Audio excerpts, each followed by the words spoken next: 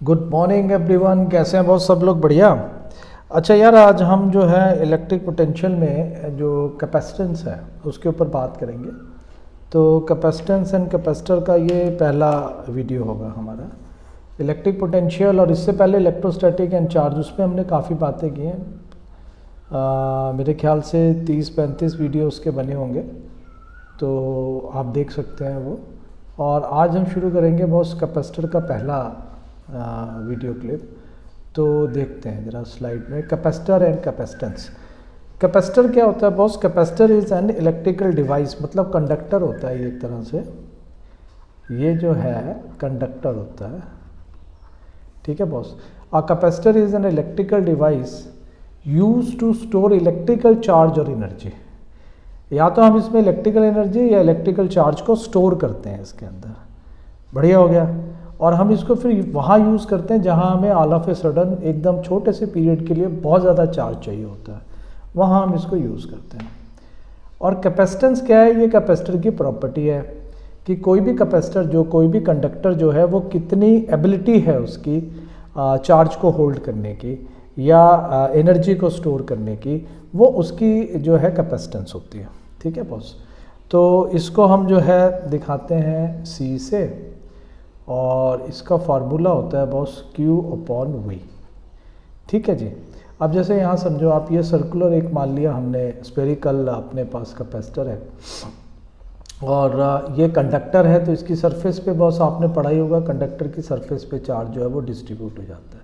हमने मान लिया Q चार्ज है और V पोटेंशियल है, तो इसकी जो कैपेसिटेंस है उसका फार्मूला हम क्या दे सकते हैं? C = Q/V। क्लियर हो गया बॉस? तो इतनी सी बात हो गई। चले आगे। अब इसका फार्मूला तो हमने पीछे देख लिया। यहाँ पे C कैपेसिटेंस है, Q जो है चार्ज स्टोर है या एनर्जी, और V जो है पोटेंशियल डिफरेंस है या वोल्टेज, इसको हम कह सकते हैं।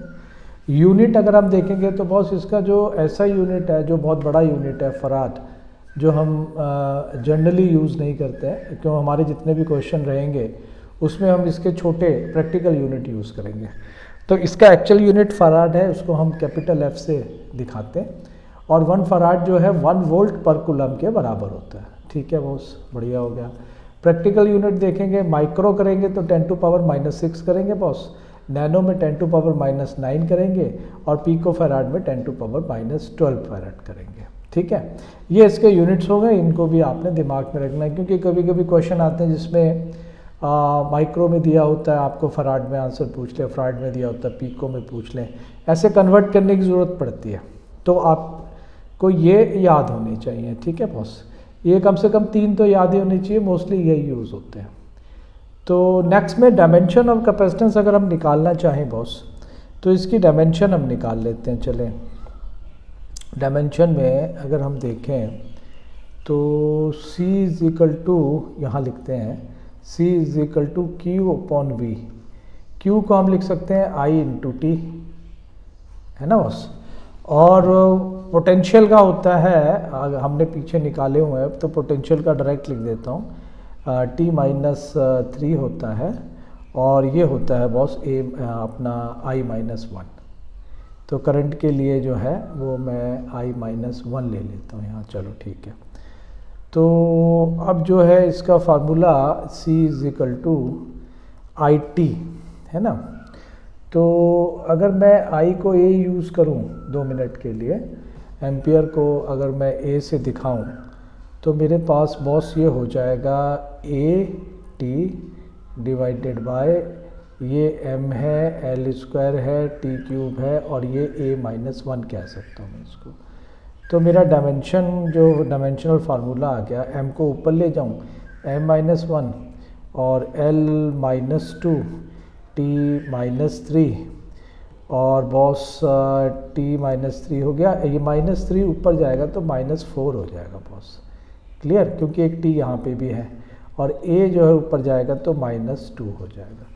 तो वी वुड से दैट कि इसका जो यूनिट हो गया, सॉरी डायमेंशनल फार्मूला हो गया, वो हो गया M-1 L-2 T-4 A-2। तो ये बॉस आपने दिमाग में रखना है, ये कभी कभी पूछ लिया जाता है।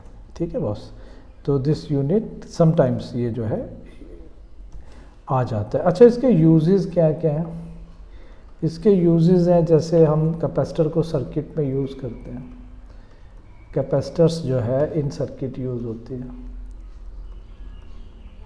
बढ़िया। ये वहाँ पे यूज होता है जहाँ पे हमें जो है ना चार्ज, बहुत बड़ा चार्ज छोटे टाइम के लिए चाहिए। एनर्जी स्टोर डिवाइसेस हैं, जैसे एनर्जी स्टोरेज डिवाइसेस, वहाँ यूज़ करते हैं हम इसको। और आप बोल रहे हैं तो इसका यूज़ है, जैसे हम फ्लैश कैमरा होता है हमारा, है ना, जब हम फ्लैश मारते हैं तो हमें उसके लिए एक पर्टिकुलर फ्लैश क्या होता है, एक ब्लिंक होता है, थोड़ी देर के लिए फ्लैश होता है, बहुत कम टाइम के लिए, लेकिन वो कंज्यूम करता है एनर्जी को, राइट ना। तो वो ऐसे छोटे टाइम के लिए हमें, जैसे हम कहीं मान लीजिए फ़ैन स्टार्ट करते हैं, तो फ़ैन के स्टार्टिंग टाइम में हमें ज़्यादा चार्ज चाहिए होता है, या हम कूलर या जो भी एसी जो भी ऑन करते हैं, तो एट द स्टार्टिंग ऑफ जब हम उसको ऑन कर रहे होते हैं, then we need more energy और मोर चार्जेस, वो वहाँ कैपेसिटर लगी होती है, वही ये चीज़ प्रोवाइड करती है। ठीक है बॉस, तो इस तरह से आप इसको देख सकते हैं। अच्छा, एक चीज़ और देख लें यार, जो हमने वहाँ देखा कि ये आपके पास मान लीजिए हम स्फेरिकल मान के चल रहे हैं और इसकी हम मान लेते हैं आर रेडियस है, ठीक है ना, ये आर रेडियस है और इसके ऊपर जो चार्ज डिस्ट्रीब्यूशन है वो आपका यूनिफॉर्मली चार्ज है, क्यू डिस्ट्रीब्यूट है। ठीक है बॉस, आर इसकी है, तो इसका पोटेंशियल आपने पढ़ा होगा के क्यू अपॉन आर हम देते हैं, क्यू चार्ज हो गया, के कांस्टेंट और आर इसकी रेडियस होगी, ये पोटेंशियल का फार्मूला है। कैपेसिटेंस क्या पढ़ी है हमने? कैपेसिटेंस हमने पढ़ी है C is equal to Q upon V. तो यार ये रख दें क्या इसमें, Q और V की वैल्यू यहाँ से उठा के रखेंगे तो आ जाएगा के क्यू अपॉन आर। तो C मेरा क्या बन जाएगा, अब C बन जाएगा मेरा, R ऊपर चला जाएगा, Q से Q कट गया यार, नीचे किया आ गया, ये हो गया मेरा C जो है।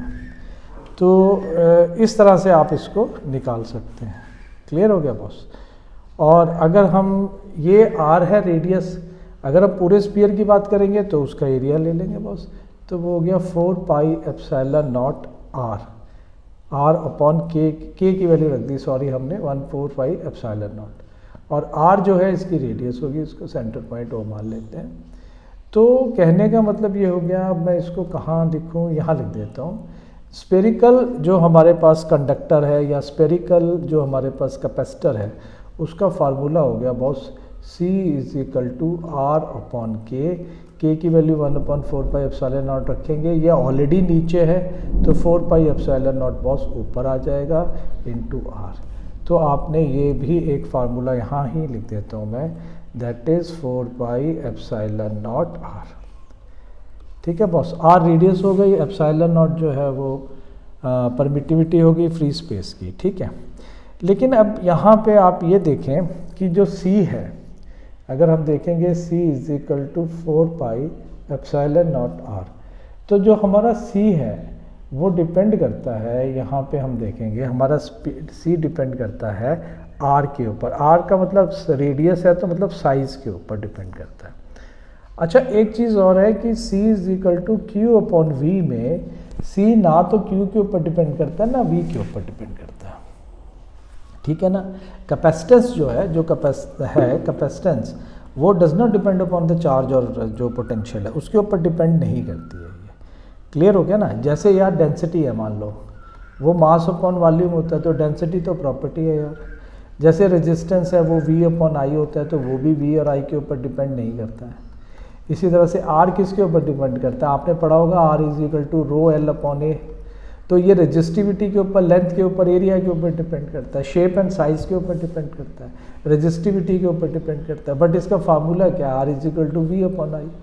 तो ज़रूरी नहीं है कि जो फार्मूला हो वो चीज़ उसके ऊपर डिपेंड करती हो, जैसे कि कैपेसिटेंस Q और V के ऊपर डिपेंड नहीं करती है, ये साइज़ के ऊपर, जैसे हमने देखा ना 4 पाई एप्सिलॉन नॉट, इसके ऊपर डिपेंड करती है। तो C किसके ऊपर डिपेंड करती है? देखो, शेप के ऊपर डिपेंड करती है बॉस, साइज़ के ऊपर डिपेंड करती है, एंड जो आपका जो कंडक्टर है उसका क्या कंस्ट्रक्शन है, construction of conductor, construction of conductor इसके ऊपर डिपेंड करती है। ठीक है बॉस, और डेफिनेटली जो मटेरियल बना हुआ है, या उसको हम मीडियम लिख दें, मटेरियल लिख दें, उसके ऊपर डिपेंड करती है। ठीक है ना? तो ये Q और V के ऊपर डिपेंड नहीं करती, हालांकि इसके फार्मूले में Q और V आता है। तो ये एक छोटी सी चीज़ है, इसको याद रखना है आपने। तो बॉस अब जो है हमने यहाँ पे देखा कि जो फार्मूला C/Q/V है, इसको आगे हम और डिटेल में देखेंगे। पैरेलल प्लेट कैपेसिटर जब पढ़ेंगे तो बहुत सारी चीज़ें हैं उसमें। तो कैपेसिटर क्या है? कैपेसिटर एक इलेक्ट्रिकल डिवाइस है, कंडक्टर है, जिसको हम बहुत ज़्यादा चार्ज स्टोर करने के लिए और एनर्जी स्टोर करने के लिए यूज़ करते हैं। और जो उसकी एबिलिटी है ये इलेक्ट्रिक चार्ज और एनर्जी को स्टोर करने की, दिस इज कैपेसिटेंस। क्लियर हो गया बॉस? तो ये एक छोटा सा क्लिप था, मिलते हैं नेक्स्ट क्लिप में। आगे हम इसके ऊपर और बात करेंगे। टिल देन बॉस सब्सक्राइब करिए, शेयर करिए, लाइक करिए। Okay, good bye.